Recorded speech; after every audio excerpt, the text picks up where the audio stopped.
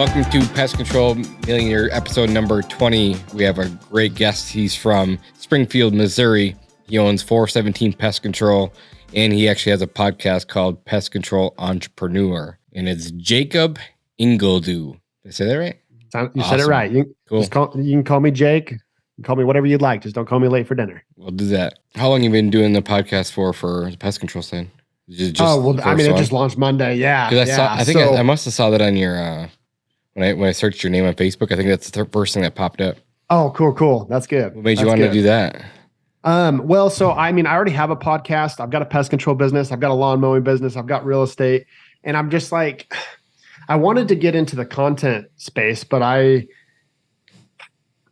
wanted to help. I wanted to have more impact. So I wanted to help somebody that was like an earlier version of me and like help them get to where I'm at, because like I'm not super wealthy by any means. On paper, I'm a millionaire, but there's nothing really to brag about that because it's not as exciting as people think it is. But I have way more time and freedom than most people. And I really enjoy spending time with my family, doing the podcast. Like I just have a lot of good life balance. And so I wanted to create a podcast that helps people to get there in a quicker way than I was able to do it.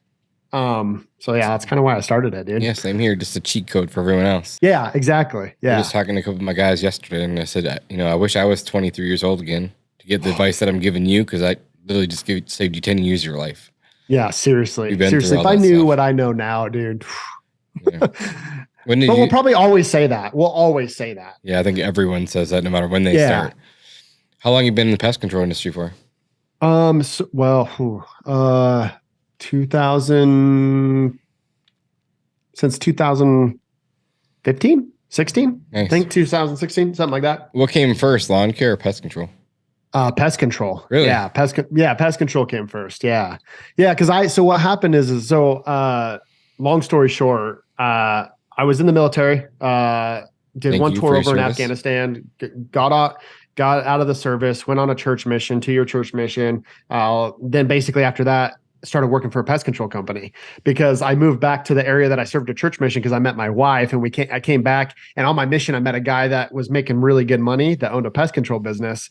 And I was like, and he liked me. So I needed a job, and I liked him, and I needed a job just to start something when I got back, with me pursuing this girl. So, basically I started spraying pest control and knocking doors. Like I kind of did a hybrid of both because I opened up the location for them in a new area. And then I started knocking doors for Aptive Environmental. Don't know if you've heard of them. Oh, sure. Big door-to-door company. Yeah. Made 50 grand, just shy of 50 grand my first summer. Good. Yeah. And honestly, I jacked around a lot because I thought I was motivated by money, which I was motivated enough to make just shy of 50 grand. But after that, I just like played.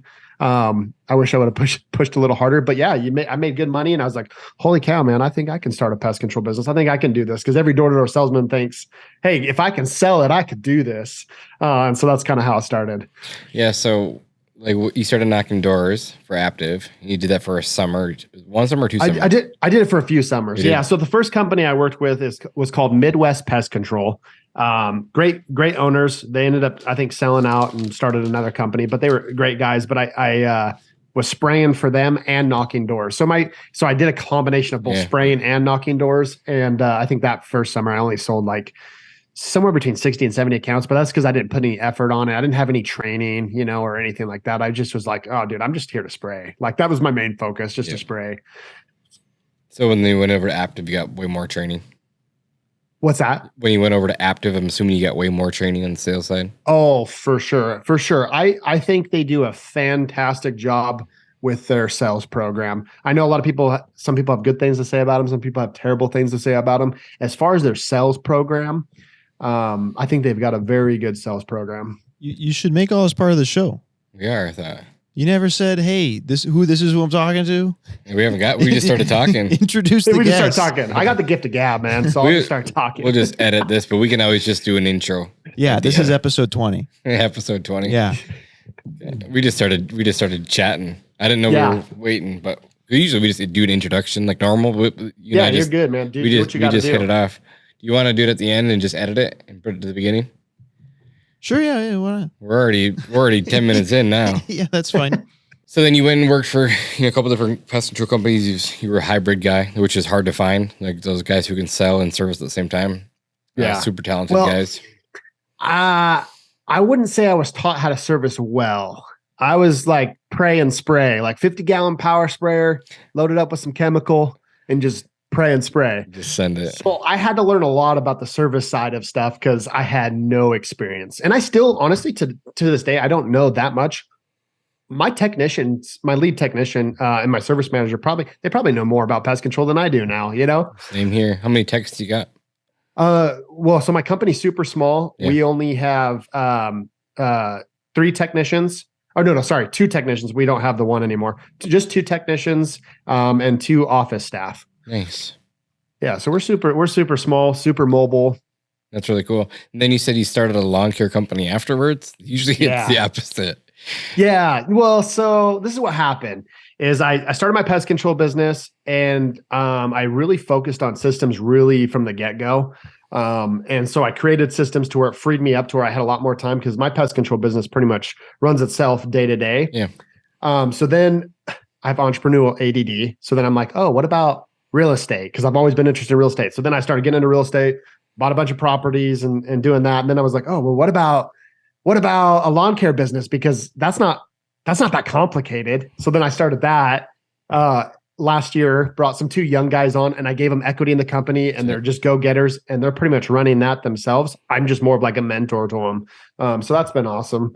But yeah, so I'm doing a little bit of everything, man. That's really cool. How many clients do they got?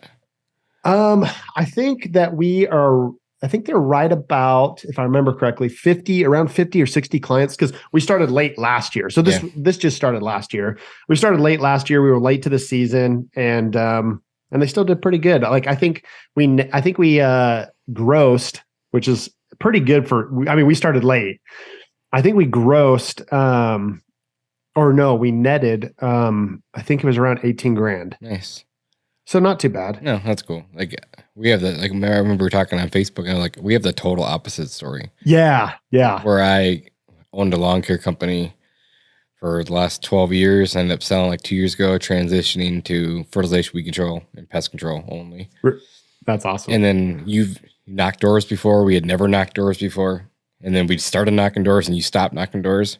Why did you stop knocking doors, and why didn't you knock doors for your current company? Yeah, that's a really good question. I think there's lots of reasons. I think so too. And we'll be super vulnerable with it too. Yeah. One, laziness, right? Because I'm like, I don't want to go out and knock doors for myself. I don't want to do that. I wanted to create a marketing strategy that was more organic and more word of mouth, more online social media presence. Because I figured in my area, if I could be the top rated person, like have the biggest online presence, I'll smoke even the big guys.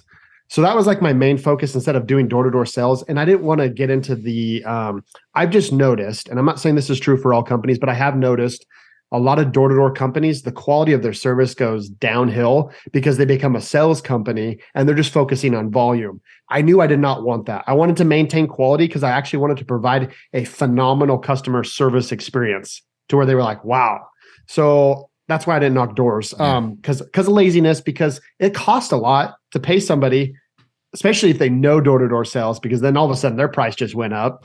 And I just didn't want the headache and the stress of having to manage a sales team as I was scaling and growing. And I've just found methods that I think are highly effective and underrated and underutilized. And so that I decided not to go that route. And I think a lot of the people that are listening to this podcast are super interested in door-to-door that don't really know it. But then there's a lot of people that do door-to-door that want to know like the other side of your marketing strategy. Can you you don't tell us in detail, but can you give us some of what that looks like on the marketing side? Yeah, no, I have no problem going into detail. I'm super being willing to be vulnerable and transparent because I think it's important for people to know where they stand or like how they're doing things or, whatever. Yeah. So you want to know my marketing strategy as far as like my pest control business, like what I did in the beginning? Yeah. Like how you got started and how you added more clients. I looked up your reviews. You had like 400 and some reviews already, all 5-star, which is super impressive. Yeah. Thanks, man. So what I did at the beginning, I'll tell you what I did and what I would change because now that what I know now, I would have done it differently. And I think I would have grown faster. But at the very beginning, I just focused on my network, like who was in my inner circle. So like if I go to church, right, I've got like people in my circle, and just started spreading the word, doing social media ads, and I just did them all myself. And I just, super basic stuff, right? Just getting the word out there. But this is what helped me grow quickly. Anytime that I service somebody, I would not only get them to like me quickly while I was there and get them to talk about whatever they were interested in, but I would provide a quality service so that I could earn the right to ask for a Google review. So anytime I service somebody, I'd be like, hey, like at the end, and I was collecting payment, I'd say, hey, I'll take $5 off today's visit if you'll like and share me on my business Facebook page, on your personal Facebook page, and if you leave me a 5-star Google review. And people started doing it no problem. And so that started I just started getting customers super quick that way. And that's how basic it was. A little bit of social media stuff. And then just me, as I serviced, would just open my mouth and ask for, a Google review and a Facebook like and share. Looking back, if I were to do it all over again and I were to look at it through the lens of like, I'm bootstrapping this thing, I don't want to go out and get a loan and, leverage other people's money or the bank's money. What I would do is I would set a budget, and within that budget, I would do what I like to call guerrilla warfare marketing. And I would go like, for example, we'll talk about lawn care or pest control, either one. I think this works for both, works for most service-based businesses. Pick a specific neighborhood that you want to target, like the ideal neighborhood, and not focus on the ideal avatar, but just the home itself. This is just super basic. And say it's 1,000 houses.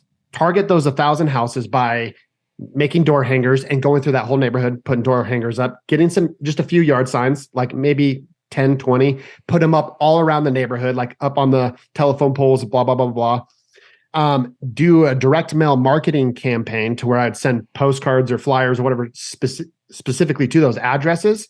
And then I would go through the neighborhood and knock doors, but not with the intent to sell. Well, I mean, that's always the intent, but I would do it in the way of like, I knock on the door and be like, hey, we're servicing people in the area. If it's something you're interested in, feel free to give me a call or shoot me a text. Here's my business card. I don't want to be like normal salesman and bombard you. When it's convenient for you, feel free to reach out to me. And then on the business card would be like a QR code that they can scan and take them right to signing up, right? Mm-hmm. I just make it super simple, instant quotes, right? They'd have instant quotes knowing, oh, my house is going to cost this. You would already give it to them in those flyers and stuff. So I just hit them up with door hangers, yard signs, direct mail, and then just go through and knock the doors with the business cards. Doing that, it's so simple, but it's super effective. And that's what I call guerrilla warfare marketing, doing that in a combination with networking with local businesses and people in the community. Yeah, I think I did a YouTube video of that like 2 months ago, guerrilla marketing for pest control. It's almost to a T what you just said. Is that what you call it too? Yeah. So almost to a T. We call it dominate your market. So dominate your neighborhood, dominate your market, and just work on one neighborhood at a time. Yep, exactly. And well, there's so many good things about that. Not only is it a simple, easy way to market, right? It's like so easy a monkey could do it. Yeah. But the nice thing about it is like now your route is denser because everybody's right there where you were targeting. And then as you expand that circle, just your route optimization and scheduling is just so much better. Yeah. Instead of like how I did at the beginning, I was like, I'll take on anybody. Yeah. Like if I can get money, I will do it. I don't care if it's an hour out, or whatever. But that's probably what I would do if I'd go back all over. And I'm actually going to do a YouTube video and go in more detail exactly what I would do. Yeah, that's awesome. It's great information. You said that you put a lot of systems in place where the business could grow by itself. Can you let's walk through some of those systems that you put in place? I'm sure you're using on some sort of CRM. You can talk about that and what it kind of looks like. Yeah, for sure. Because not many people are out of their business that fast, which is a great thing. Yeah, I've been very fortunate. I like to learn. I'm obsessed with improving myself. So I read a lot of books. I listen to a lot of podcasts. I have a lot of mentors, whether they know they're my mentor or not. But some of the systems that I focused on from the very beginning is just like, well, a CRM takes care of most of your systems, right? Yeah. In service-based businesses. I wanted to start out by creating the operations systems like phone scripts, like how exactly we're going to conduct our service, the step-by-step process. And then scheduling and routing and collecting how you're going to, I call it the client flow. I got it from a book. It's called The Critical Client Flow. And basically it's how are you going to get, I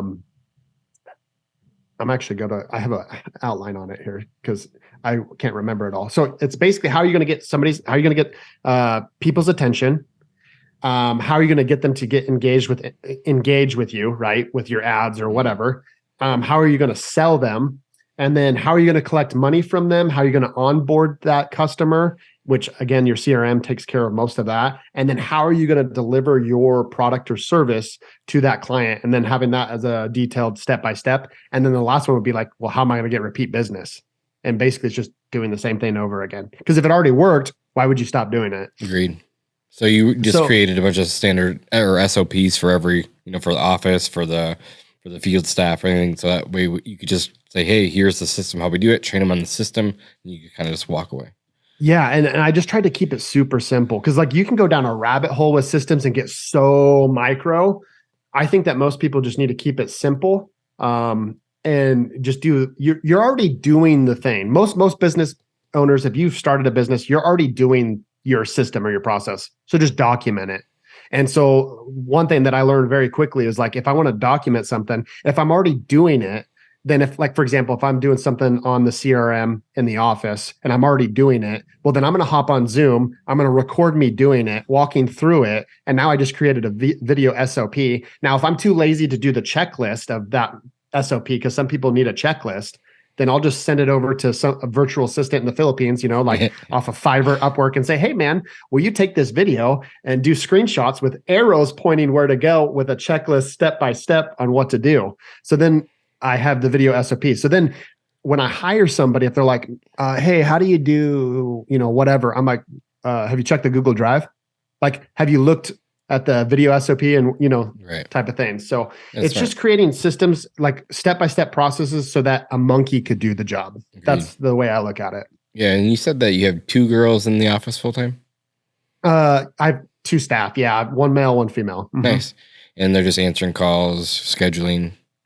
Yeah. So one's answering calls, scheduling, dealing with all the customers. The other one now, because he was my first office person, he's kind of elevated himself to where she's doing some of his tasks. Yeah. So now I'm putting him on tasks that are more like bigger picture type stuff and help developing our people and things like that. I love that. But I think everybody should, a good place to start is just have some basic operational systems, like how we do business, and then a financial management system. And I'm a big proponent of profit first. I'm sure some people. First. Yeah, exactly. So I'm a big proponent of that. Yeah. Mm-hmm. I'm a big fan of that system. So then just, have some sort of money management system. And we can go on to a lot of other things. Like then you also need to create a system for what I like to call critical employee flow. So like, how are you going to recruit people? How are you going to hire them? How are you going to onboard them? How are you going to train them? And I don't have all this stuff dialed down. I just have a very basic stuff. I'm now working on optimizing those systems, but I think everybody just get a base level and you'll see drastic improvements because it's going to free you up. Because us as business owners, we're always wearing so many dang hats and we're so caught up in the stress of the day-to-day and handling the phone calls and servicing people. And when I'm servicing people, I can't be selling. And then when I'm selling, I can't be servicing. And so there becomes a bottleneck. For sure. But if you create systems from the beginning, even if they're just super basic, it's going to help alleviate some of that stress and whatnot. And then you'll be able to delegate that task to somebody else so you can elevate, take that hat off and keep moving up in the company to where you're ultimately going to become hopefully the CEO and then eventually actually the business owner to where you don't own a job, you own a business and everybody else handles everything else. And you're just looking at like reports, Yeah, it's all great advice. And I wish I would have had that advice when I was just starting out creating SOPs because then we got really big. And now we're like hiring other people to come in and like write all of our SOPs for us and cost a fortune at that point.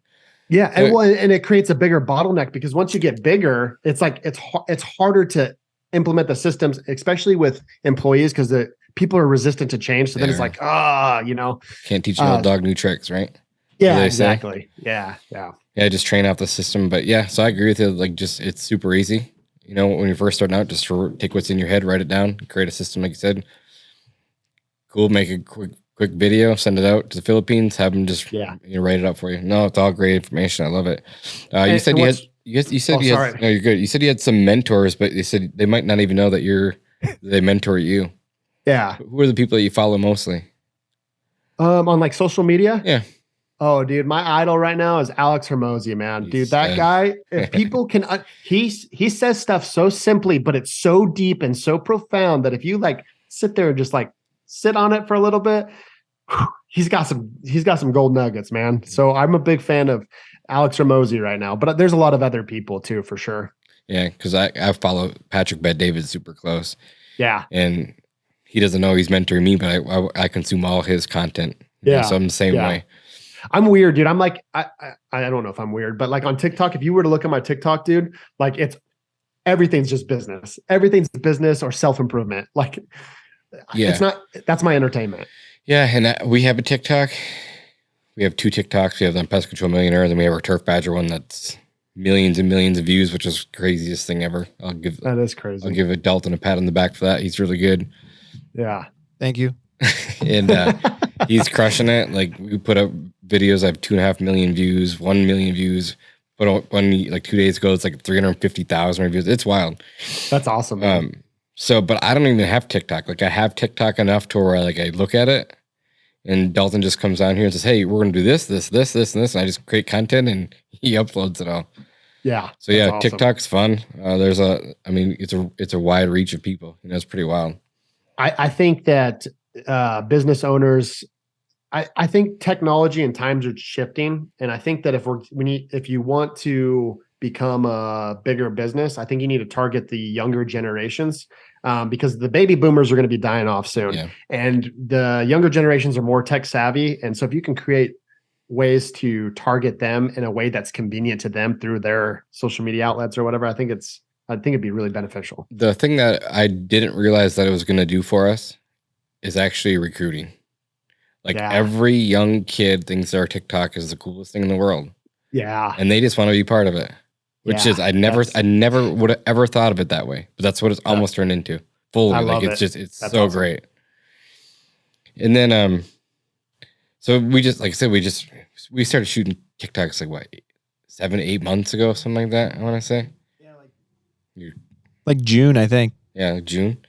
And so awesome. I was like, I knew it was going to be a long-term strategy. Like it's not going to take, it's not going to go overnight. But then, like I said, 8 months, 9 months in, like maybe even like 6 months in. Yeah, it was October, so 4. So 4 months in of creating content on a daily basis, every other day basis. It took about 6 months, and then I started just going crazy. So like Pest Control Millionaire, we've been doing for a month and a half. Yeah, not very long. Not very long. So that'll be getting there too, That's awesome.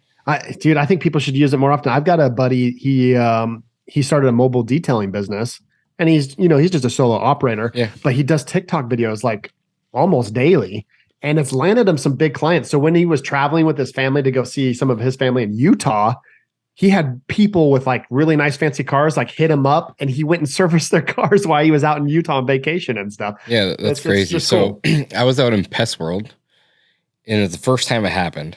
And they're like, and I was just walking around like, "Hey, you're the pest control guy on TikTok." I'm like, "What?"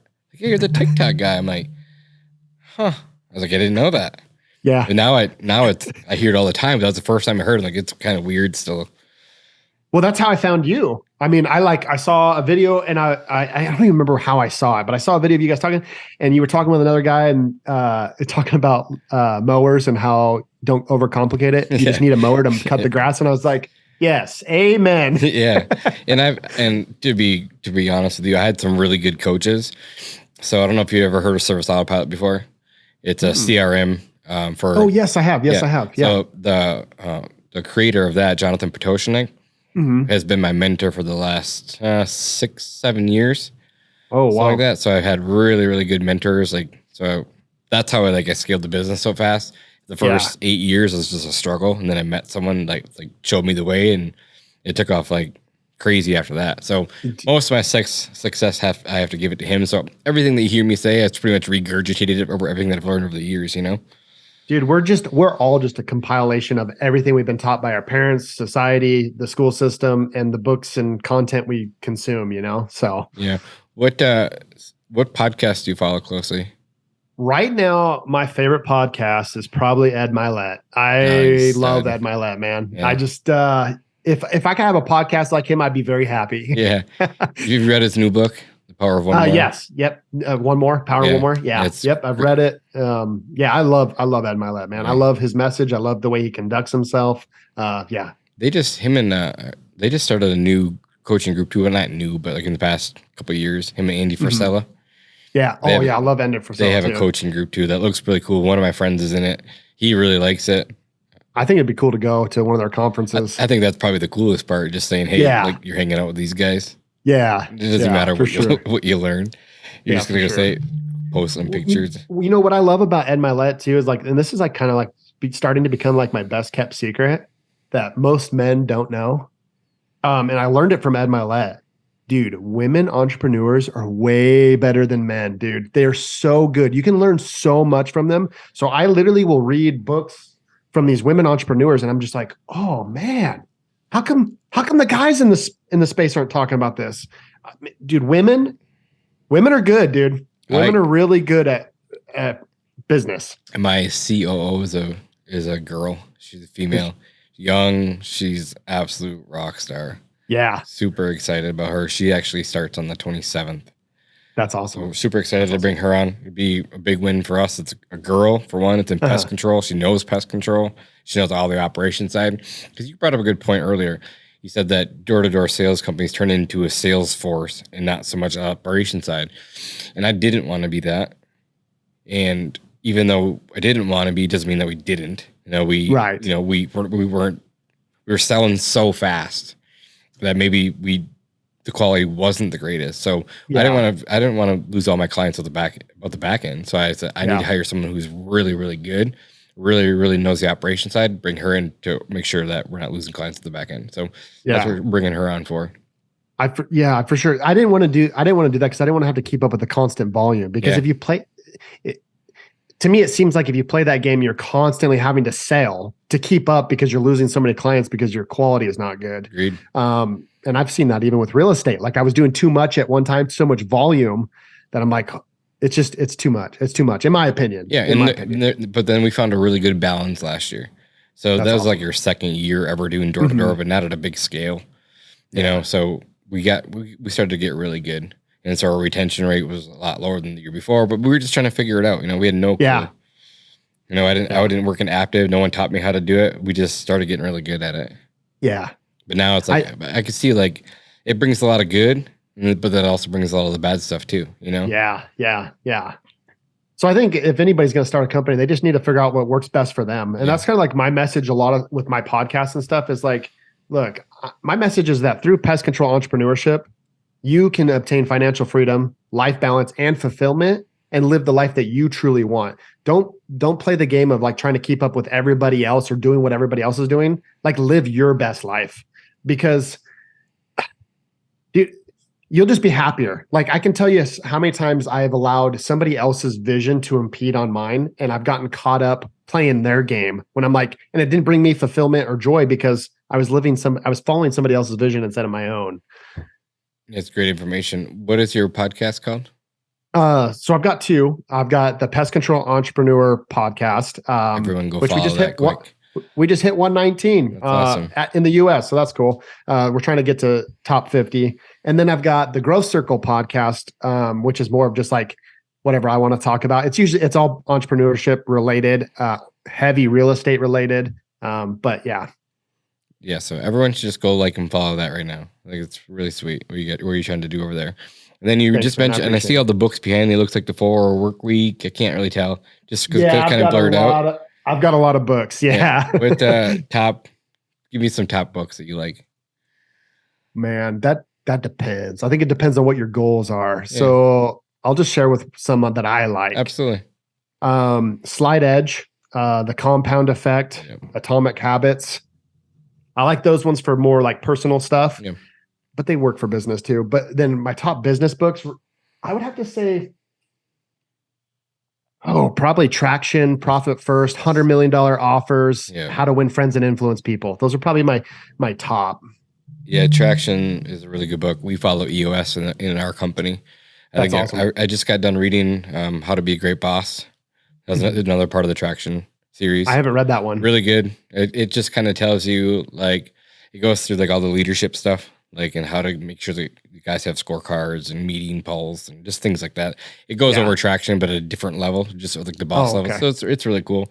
Highly recommend that book. So if you like EOS, you like Traction, that's a good one. Yeah. I think Traction is a very good system for accountability and just like overall growth. I think it's like just to make sure you're on track. I think it's a great book. Yeah. So we run our tonight. There's a level 10 meeting. We have our weekly meeting at 7:00 Eastern Standard Time every single week. So we start on the same page. We just go through the issues list, the people list, like make sure everyone's on the quarterly rocks, just things like that. There's a second book called Rocket Fuel. Yeah. Which is super awesome. That's just fun, for your number one CEO visionary with the number two, it's a really good book. I highly recommend that one too if you're scaling up. I say scaling 100% agree with that. It's a good book. Yeah. So those are all really good books. So Traction, I've probably read Traction 5, 6, 7 times. That's one of my all-time favorite books. It's so good. Yeah, you almost gotta. I like what Alex Hormozi says, man. He's like, instead of reading so many books, like read like 5 books over and over again to get your, deepen your knowledge and understanding. Yeah. So I have a couple questions that people reach out to me, like that they ask me in email that they want me to respond with. Just so I'll ask it online. What is one of the biggest mistakes you made early on that would be very helpful for other people? Oh, man. That you could go back and change. I have a million. It's funny that you brought that up because I literally just did a podcast episode on this. And I think I called it like my top 5 lessons learned. But you want me to just say one, huh? Oh, give me a couple, sure. I'd say probably the number one mistake I made was not having a personal vision from the get-go. A personal vision is so important because it's the roadmap to live to success. It's the roadmap to help you live a fulfilling life because it's what you want. And the other thing that's about a personal vision that I absolutely love is it becomes a filter, because us entrepreneurs, we have entrepreneurial ADD and we see shiny objects and we new ideas and change things. It acts as a filter that all these things that come to you as like opportunities, you find out like, oh, actually it's not an opportunity. It's a distraction masked as an opportunity because it's not in line with what I'm trying to accomplish. So I'm going to say no to that thing and set the boundary. So that's probably the biggest one of the biggest things I wish I would have done from the get-go was to create a personal vision and then a business vision.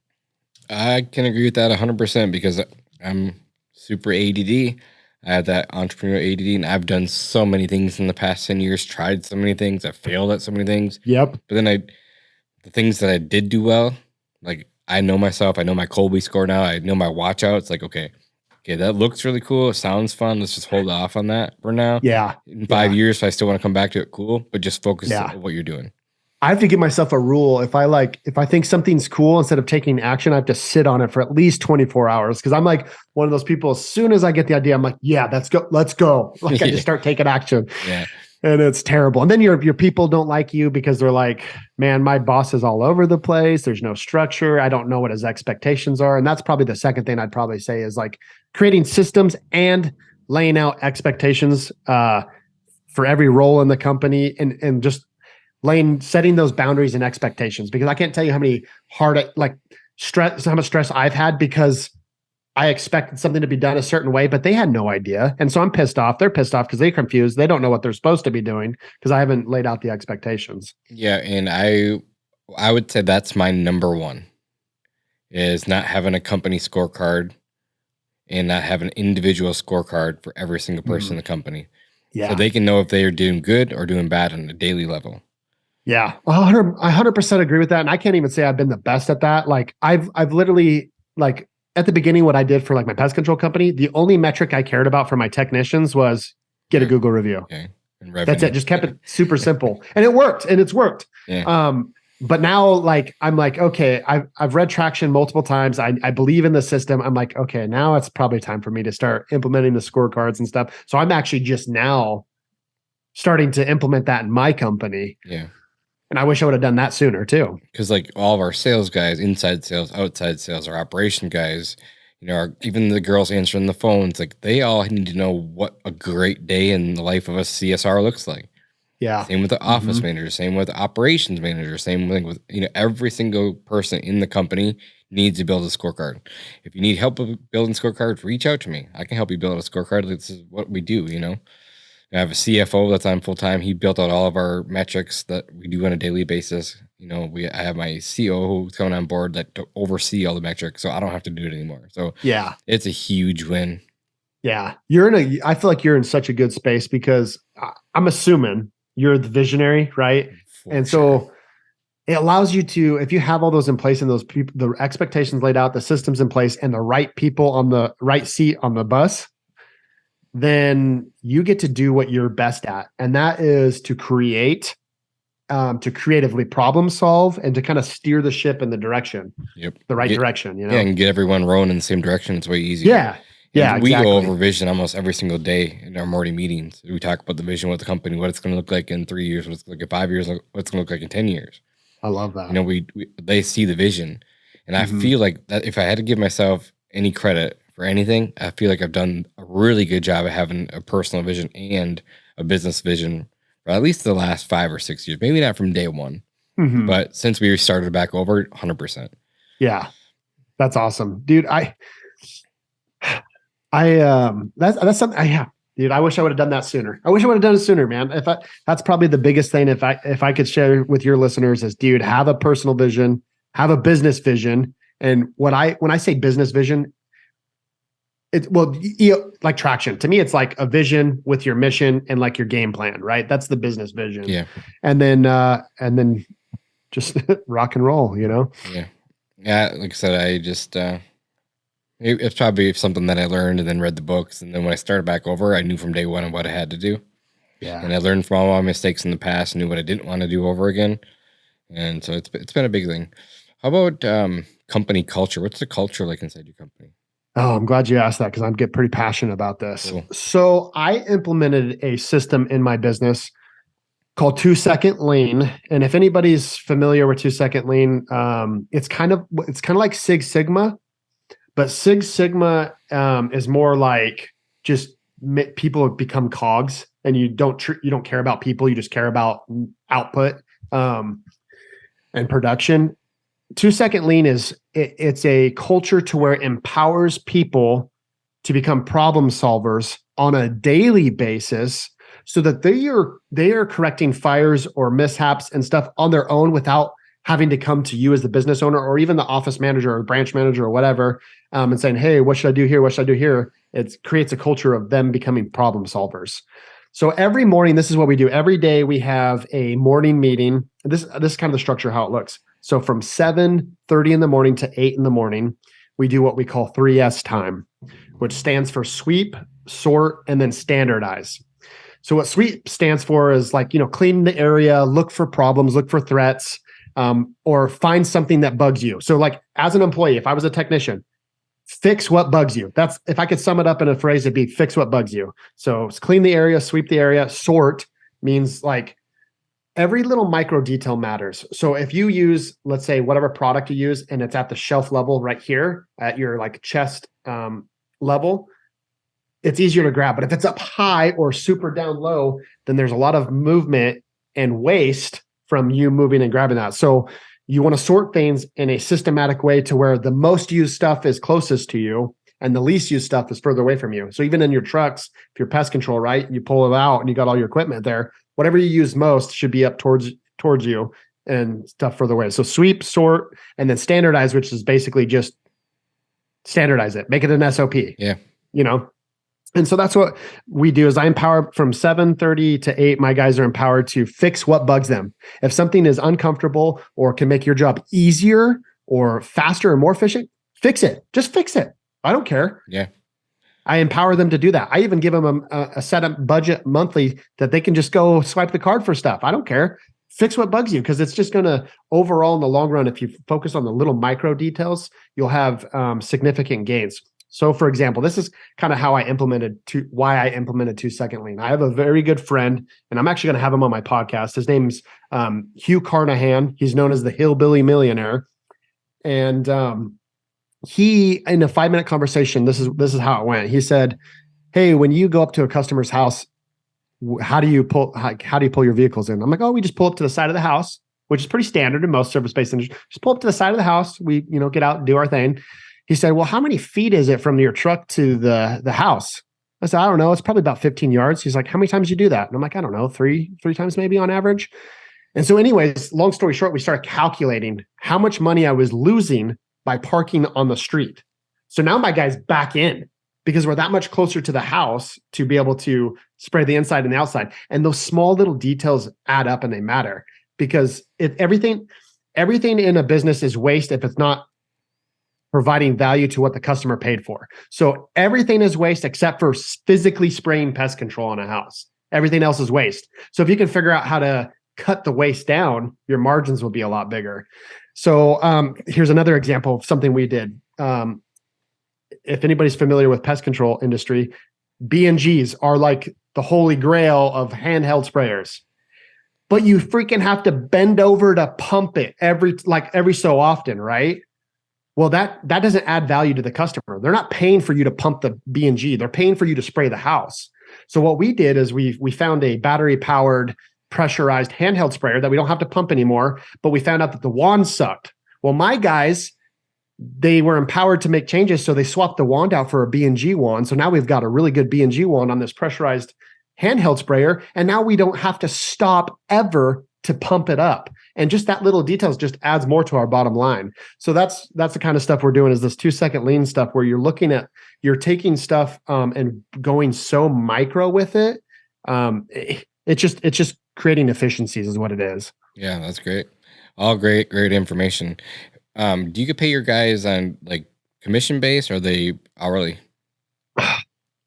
I'm probably not the best for this, but right now I've got 2 people on, no, 2 people on hourly and the rest are on salary. Nice. So, and I don't have a rhyme or reason for that. I can see the argument for both. I probably, just for company culture, at some point we'll have everybody on salary. Yeah. Gotcha. No, I love it. If there's one piece of advice that you could give any entrepreneur that's just starting out. Starting out? Yeah. Man, I hate to sound like a broken record, but get a freaking personal vision, get a business vision. And then after that, you got to start getting clients. So you got to have a marketing plan. Once you have a marketing plan, you start getting business coming in, then start systematizing and then optimize and scale from there. Love it. I have another meeting at 3:00, so I have to jump off here, but I would love to do this again with you. This is fun. For sure, man. Dude, you can tell I'm a talker, so I can talk all day. So am I. Maybe I could jump on yours, or you can jump back on mine. I would love to get you on. Yeah, let's do that. Let's touch base. I'd love to have you on my podcast, man. Yeah, it'd be fun. We got some good stuff out of here. It's super fun. I appreciate you taking the time to be with us. Thanks, man. I appreciate it. This is a lot of fun. All right, I'll message you in a little bit. All right. Okay. All right. See you, buddy. Appreciate it. Thanks, man. See ya. Thanks for checking out another episode of the Pest Control Millionaire Podcast. If this was valuable to you, please leave us a review on iTunes or wherever you get your podcasts. It really makes a big difference for our growth. And if you do need any help growing your business, go ahead and check out pestcontrolmillionaire.com. We have lots of courses up there, from sales to operations. I have some courses there about producing short form content. Plus, we have a mentorship program where you can get one-on-one business coaching from the Pest Control Millionaire himself. Thanks for listening, and we'll see you in the next one.